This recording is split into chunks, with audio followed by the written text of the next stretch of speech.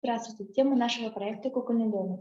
Макет комнаты. Исполнители Матеева Даяна, Васильева Дарья, Мясникова Гуна, ученица 7 класса, руководитель Игнатьева Наталья Викторовна, модуль СОЖ 33. Введение. Мы 3-й год посещаем кружок «Квиллинг» при нашей школе. За время работы в кружке научились очень многому и своим проектом хотели показать вам удивительные возможности искусства громоотключения, заинтересовать и привлечь в деле других детей и представить наши результаты. Данный проект опирается на создание кукольного домика, а именно макета комнаты.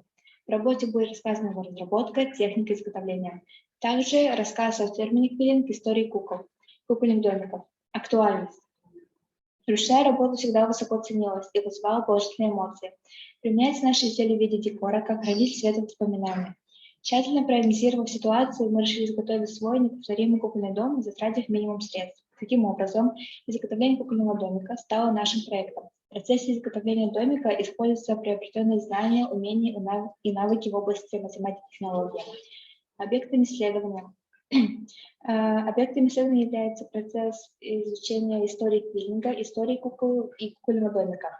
Расчет параметров для построения развертки при конструировании макета комнаты, разработка технологической карты по изготовлению объемных кукол в технике квиллинг, макета комнаты. Цели и задачи проекта.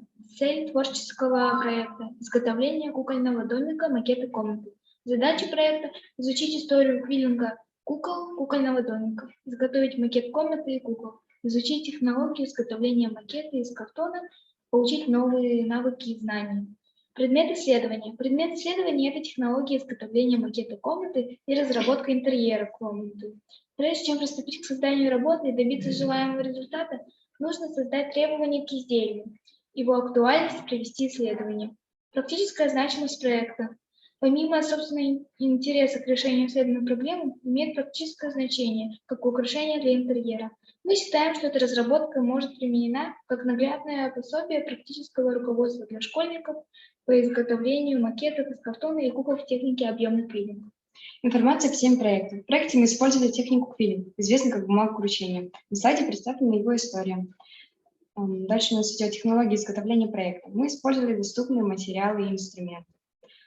Куклы выполнены в технике объемный квиллинг. На слайдах представлены куклы. Дальше у нас идет последовательность выполнения работы. Чертеж дома, вырезание заготовок, сборка дома и также его интерьер. Кукольный домик. Макет комнаты мы сделали в соответствии с размерами кукол. Основа картонная коробка. Начали мы работу с созданием чертежей и эскизов. Дальше у нас идет заключение. Цель проекта изготовления кукольного домика, макет комнаты, достигнута. Выполнение проекта усовершенствовало наши возможности в творческой области. В общей сложности время создания проекта вышло 2 года. С внешней оценкой мы опросили своих одноклассников. Средняя оценка 8 из 10. Занятие квиллингом – это развитие моторики, воображения, внимания и мышления, но и вдобавок возможность развить свои творческие способности. Самое главное – это желание. Желание создавать, творить и вкладывать частичку своей души в каждую работу. До свидания. До свидания.